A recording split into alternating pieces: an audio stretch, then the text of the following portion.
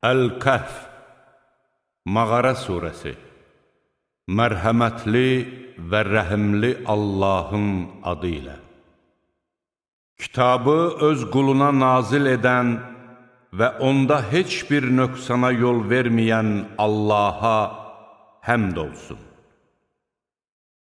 Allah öz tərəfindən gələcək şiddətli bir əzabla günahkarları qorxutmaq, yaxşı işlər görən möminləri gözəl mükafata nail olacaqları ilə müjdələmək üçün bu kitabı dopdoğru şəkildə nazil etdi. Möminlər orada əbədi qalacaqlar.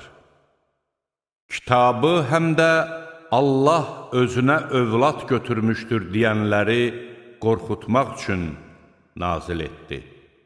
Bu haqda nə onların, nə də atalarının heç bir biliyi yoxdur. Ağızlarından çıxan söz necə də ağırdır. Onlar yalandan başqa bir şey danışmırlar. Onlar bu kitaba inanmırlar deyə arxalarınca kədərlənib özünü həlak mı edəcəksən? Biz yer üzündə olan bütün şeyləri ona bəzək etdik ki, insanlardan hansının əməlcə daha gözəl olduğunu sınaqdan keçirək. Biz yer üzündə olan hər şeyi lazım gələrsə məhv edib, qupquru bir torpağa döndərərik. Yoxsa sən mağara və rəqim əhlinin möcüzələrimizdən ən qəribəsi olduğunu mu güman edirsən? Bir zaman gənclər mağaraya sığınıb, "Ey Rəbbimiz, bizə öz tərəfindən mərhəmət bəxş et və işimizdə bizə düz yol göstər" demişdilər. Biz mağarada onların qulaqlarını illərlə qapalı saxladıq. Onları yuxuya verdik. Sonra iki dəstədən hansının onların mağarada qaldıqları müddəti daha düzgün hesabladıqlarını bilmək üçün onları oyatdıq. Biz onların əhvalatını sənə olmuş bir həqiqət kimi söyləyirik. Onlar Rəbbinə iman gətirmiş gənclər idi. Biz də onların hidayətini artırdıq. Onlar kafir hökmdarın qarşısında durub, Rəbbimiz göylərin və yerin Rəbbidir. Biz heç vaxt ondan başqa məbuda ibadət etməyəcəyik. Əks halda olduqca böyük bir küfr danışmış olarıq deyərkən, onların qəlbinə qüvvət verdik. Cavanlardan biri o birilərinə dedi, "Bizim bu xalqımız Allahdan başqa məbudlar qəbul etdi. Bəs nə üçün onlar bütlərə dair bir dəlil gətirmədilər? Allaha qarşı yalan uydurandan daha zalım kim ola bilər? Madam ki, siz onları və Allahdan savayı ibadət etdiklərini tərk etdiniz, onda mağaraya sığının ki, Rəbbiniz sizə öz mərhəmətini geniş etsin və işinizdə sizin üçün fayda hazırlasın. Orada olsaydın, günəşin doğduğu zaman onların mağarasının sağ tərəfinə yönəldiyini, batdığı zaman isə onlardan uzaqlaşıb, sol tərəfə addadığını, onların da mağaranın içində geniş bir yerdə yerləşdiklərini görərdin. Bu, Allahın dəlillərindəndir. Allah kimi doğru yola yönəldərsə, o doğru yoldadır. Kimi də azdırarsa, ona doğru yolu göstərən bir yaxın adam tapa bilməzsən. Onlar yatmışkən sən onları oyaq hesab edərdin. Biz onları sağa sola çevirirdik. Onların iti isə girəcəkdə qabaq pəncələrini uzadıb yatmışdı. Əgər sən onları görsəydin, dönüb onlardan qaçardın və dəhşət səni bürüyərdi. Beləcə onları oyatdıq ki, nə baş verdiyini bir-birindən soruşub öyrənsinlər. Onlardan biri, burada nə qədər qaldınız dedi. Bəziləri bir gün yaxud günün bir hissəsi qədər qaldıq dedilər. Digərləri də dedilər, qaldığınız müddəti Rəbbiniz daha yaxşı bilir. Birinizi bu gümüş pulunuzla şəhərə göndərin. Qoy baxsın ən təmiz yemək hansıdırsa, ondan sizə azuqə gətirsin. Amma ehtiyatlı olsun və sizin barənizdə heç kəsi duyuq salmasın. Çünki onlar sizi tapsalar, ya sizi daşqalaq edər, ya da öz dinlərinə döndərərlər. Onda siz heç vaxt nicat tapa bilməzsiniz. Beləcə insanları onların halından xəbərdar etdik ki, Allahın vədinin həqiqət olduğunu və o saatın gələcəyinə şübhə olmadığını bilsinlər. O zaman möminlər və kafirlər öz aralarında onların işi barəsində mübahisə edirdilər. Bəziləri onların üstündə bir bina tikin, Rəbbi onların halını daha yaxşı bilir dedilər. Mübahisədə üstün gələnlər isə onların məzarı üstündə mütləq bir məscid tikəcəyik dedilər. Bəziləri onlar üçdür, dördüncüsü köpəkləridir deyəcəklər. Digərləri isə onlar beşdir, altıncısı köpəkləridir deyəcəklər. Bununla da qeyb haqqında təxmini fikir yürüdəcəklər. Bəziləri də onlar yeddidir, səkkizincisi köpəkləridir deyəcəklər. De ki, onların sayını Rəbbim daha yaxşı bilir. İnsanlardan bunu bilən çox azdır. Mağara əhli barədə açıq mübahisə et və kitab əhlinin heç birindən onlar barədə bir şey soruşma. Heç bir şey barəsində mən onu sabah edəcəyəm demə. Ancaq inşallah de. Unutduğun zaman Rəbbini yada salıb, ola bilsin ki, Rəbbim məni haqqa bundan daha yaxın olan bir yola yönəltsin de. Onlar mağarada 300 il, üstəlik 9 ildə qaldılar. De ki, onların nə qədər qaldıqlarını Allah daha yaxşı bilir. Göylərin və yerin qeybi ancaq ona məxsusdur. O, necə gözəl görür, necə də yaxşı eşidir. Onların ondan başqa heç bir himayədarı yoxdur. O, öz mülkünə heç kəsi şərik etməz. Rəbbinin kitabından sənə vəhy olunanları oxu. Onun kəlmələrini heç kəs dəyişdirə bilməz. Ondan başqa heç bir sığınacaq tapa bilməzsən. Səhər və axşam çağı Rəbbinin üzünü diləyərək ona dua edənlərlə birlikdə özünü səbirli apar. Dünyanın bərbəzəyini istəyərək nəzərlərini yoxsullardan çevirmə.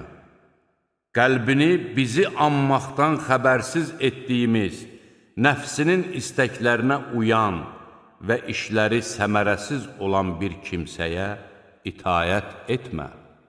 De ki, haqq Rəbbiniz tərəfindəndir. Kim istəyir inansın, kim də istəyir inanmasın.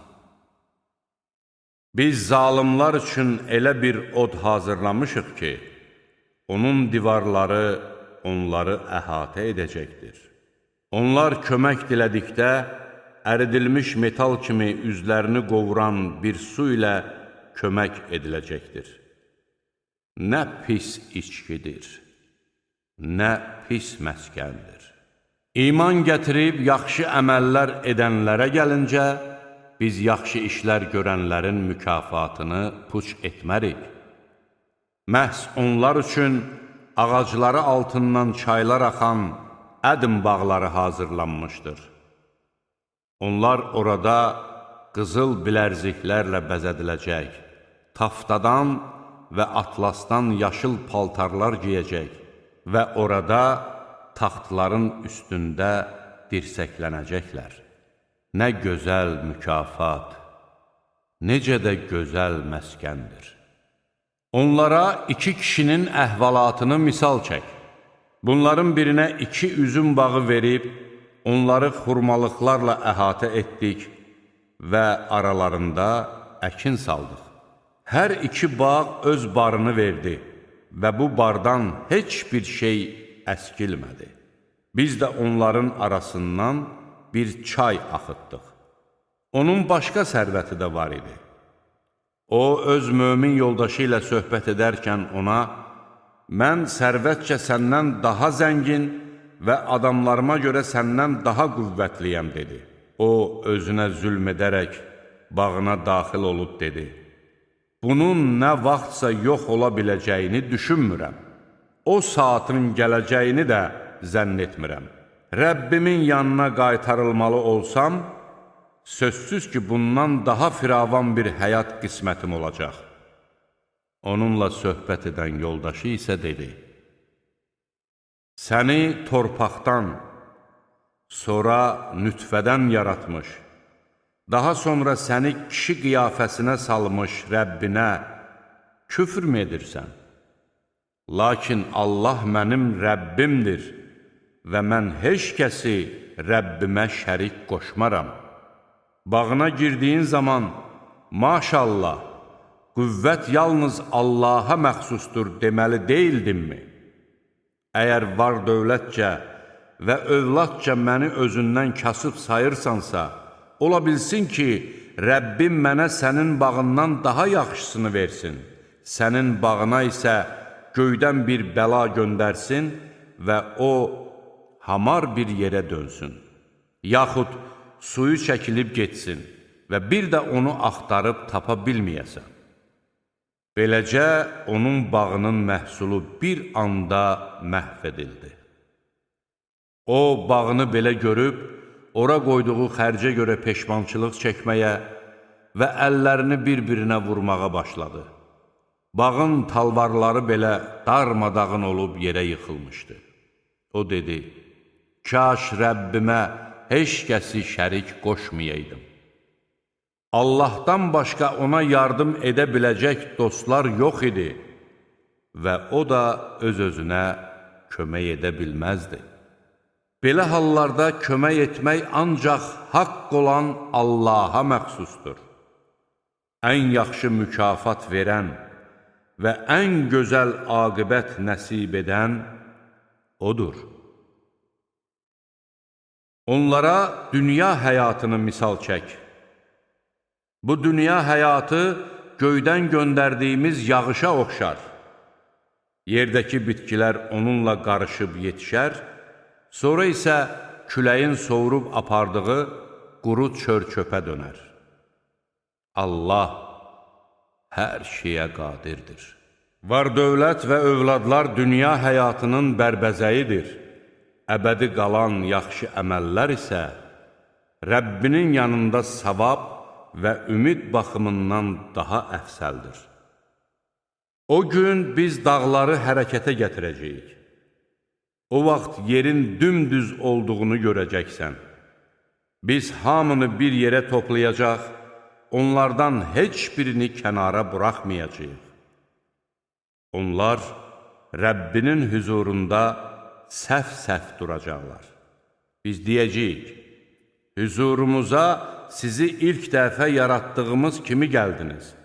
Amma siz elə güman edirdiniz ki, biz sizə müəyyən bir vaxt təyin etməyəcəyik. Hər kəsin kitabı qarşısına qoyulacaq və sən günahkarların orada yazılmış olanlardan qorxduqlarını görəcəksən. Onlar deyəcəklər, vay halımıza, bu necə bir kitab imiş? O nə bir kiçik, nə də bir böyük günahı buraxmadan hamısını sayıb yazmışdır. Onlar etdikləri əməlləri öz qarşılarında görəcəklər. Rəbbin heç kəsə haqsızlıq etməz. Bir zaman biz mələklərə Adəmə səcdə edin demişdik. İblisdən başqa hamısı səcdə etdi. İblis cinlərdən idi. O, Rəbbinin əmrinə boyun əymədi. Onlar sizin düşməniniz olduğu halda, siz məni qoyub, onu və onun nəslini özünüzə dostmu tutursuz? Zalimlar üçün bu necə də yarıtmaz mübadilədir. Mən onları nə göylərin və yerin yaradılışına, nə də özlərinin yaradılışına şahid etmədim.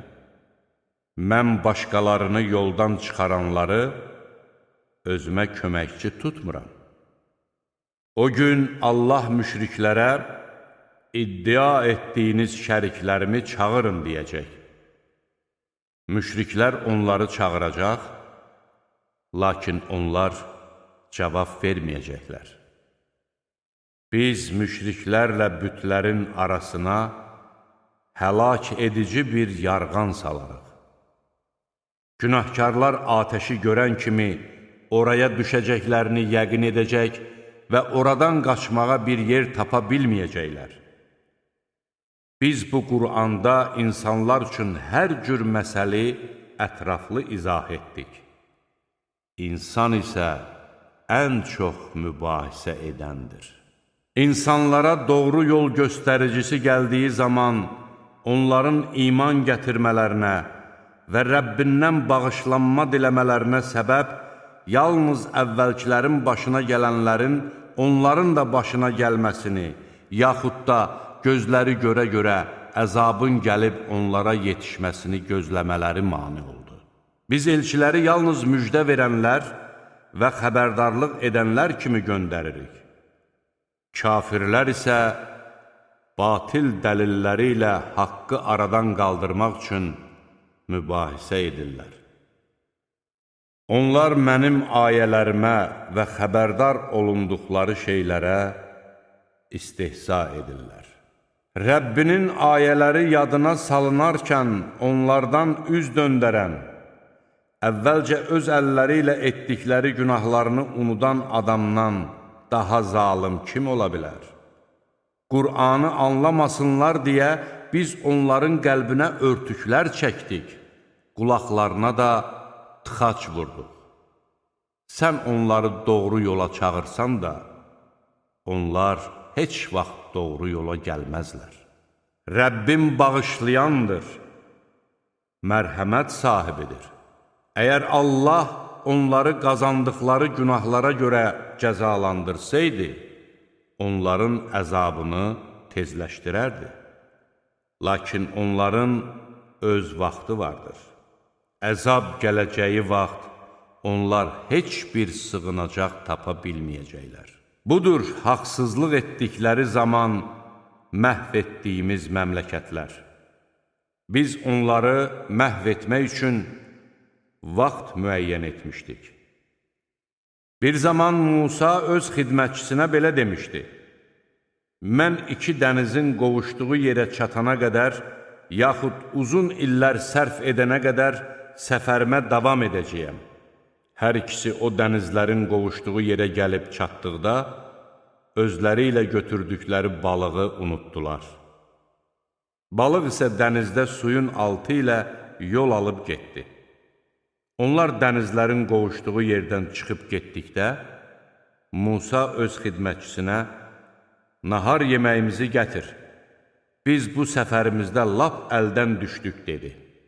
Xidmətçi dedi, qayanın yanında gizləndiyimiz vaxt yadına gəlirmi? O zaman mən balığı unutdum.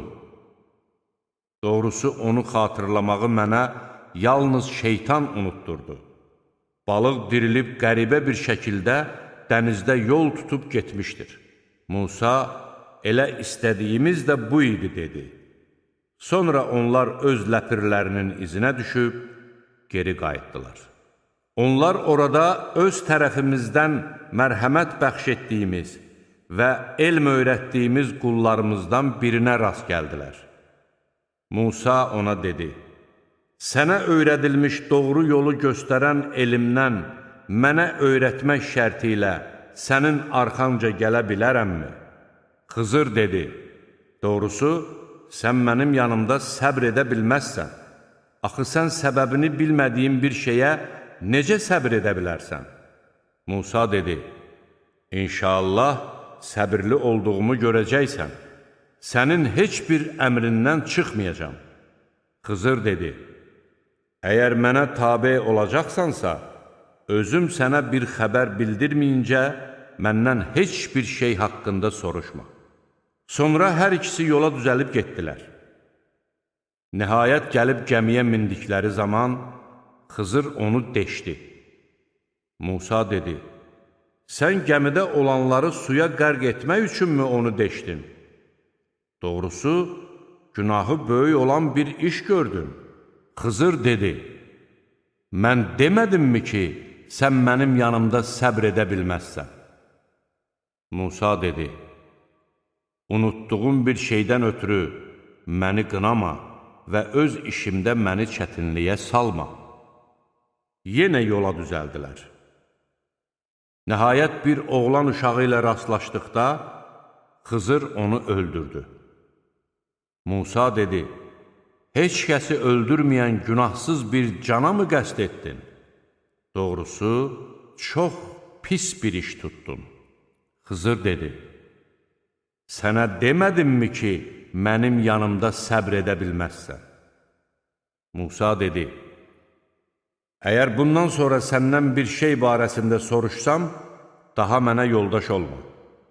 Sən artıq mənim diləyəcəyim sonuncu üzrxahlığa çatdın.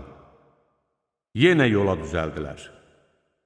Nəhayət bir kənd əhlinin yanına gəlib, cəmaatdan yeməyə bir şey istədilər. Cəmaat onları yeməyə qonaq etmək istəmədi. Onlar orada dağılmaq istəyən bir divar gördülər. Xızır onu düzəltdi. Musa dedi, əgər istəsəydin, bunun müqabilində zəhmət haqqı alardın. Xızır dedi, bu mənimlə sənin aranda ayrılıqdır. Səbr edə bilmədiyin şeylərin yozumunu sənə xəbər verəcəyəm. Gəmiyə gəlincə o, dənizdə çalışan kasıb adamlara məxsus idi. Mənim onu korlamağımın səbəbi, onların önündə hər bir yararlı gəmini zorla ələ keçirən hökmdarın olması idi. Oğlan uşağına gəldikdə, onun ata-anası mömin idilər. Biz uşağın böyüyəndə onları azğınlığa və küfrə sürükləməsindən qorxduq. Biz istədik ki, onların Rəbbi onun əvəzində onlara ondan daha təmiz və daha mərhəmətli olan başqa bir övlad versin. Divara gəldikdə isə, o, şəhərdəki 2 yetim oğlanın idi. Altında onlara məxsus bir xəzinə vardı. Onların atası əməli salih adam olmuşdur. Rəbbin onların həddi buluğa çatmalarını və Rəbbindən bir mərhəmət olaraq öz xəzinələrini tapıb çıxartmalarını istədi. Mən bunları öz ixtiyarımla etmirdim. Sənin səbr edə bilmədiyin şeylərin yozumu budur. Səndən Zülqərneyn barəsində soruşurlar. De ki, onun barəsində sizə bir əhvalat danışacağam. Həqiqətən biz ona yer üzündə hökmranlıq verdik və hər şeyin yolunu ona öyrətdik. O, yer üzündə gəzib dolaşmaq üçün səfərə çıxdı.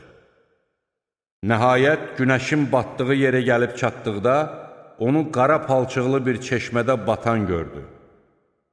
Zülqərneyn onun yanında bir tayfiyə rast gəldi.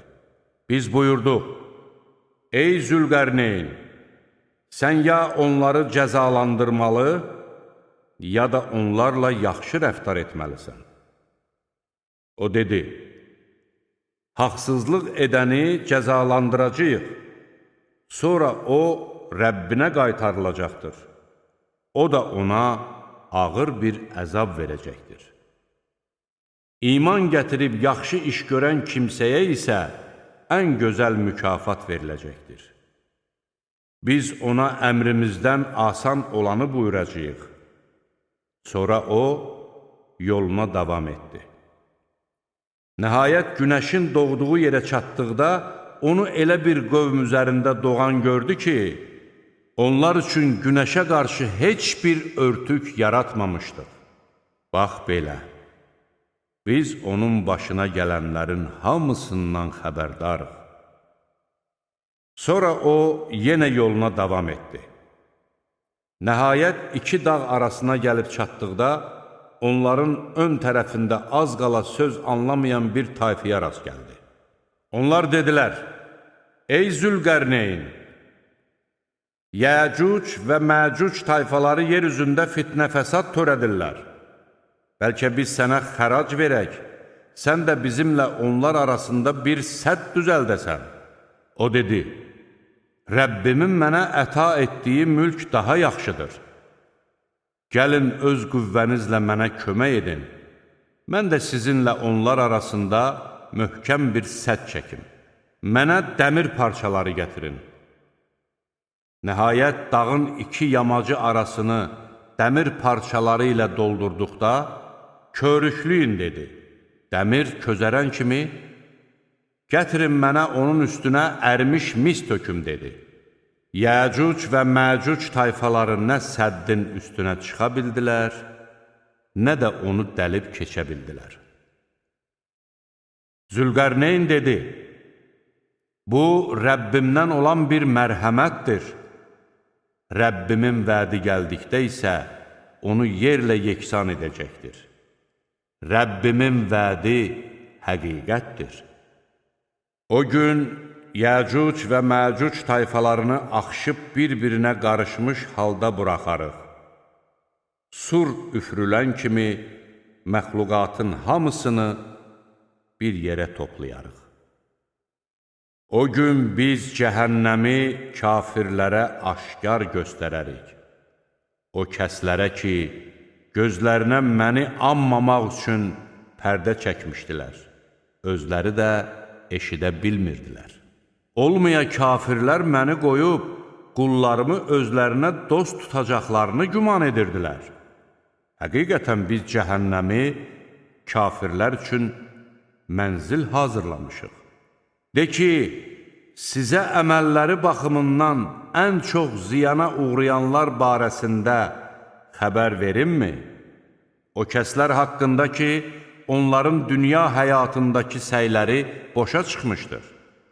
Çünki onlar özlüyündə yaxşı işlər gördükləri gümanında idilər. Onlar Rəbbinin ayələrini və onunla qarşılaşacaqlarını inkar edən, buna görə də bütün əməlləri boşa çıxan kimsələrdir. Odur ki, qiyamət günü biz onlara əhəmiyyət verməyəcəyik. Kafir olduqlarına, ayələrimi və elçilərimi lağlağıya qoyduqlarına görə onların cəzası cəhənnəmdir. İman gətirib xeyrxax əməllər işləyənlərin məskəni isə Firdovs bağları olacaqdır. Onlar orada əbədi qalacaq, oranı başqa bir yerə dəyişmək istəməyəcəklər. De ki, əgər Rəbbimin sözlərini yazmaq üçün dəniz mürəkkəb olsaydı və bir o qədər də ona əlavə etsəydik belə, Rəbbimin sözləri qurtarmadan öncə dənizin suyu qurtarardı. De ki, mən də sizin kimi bir insanam. Mənə vəhy olunur ki, sizin məbudunuz tək olan ilahdır. Kim Rəbbi ilə qarşılaşacağına ümid bəsləyirsə, yaxşı işlər görsün və icra etdiyi ibadətlərində Rəbbinə heç kəsi şərik qoşmasın.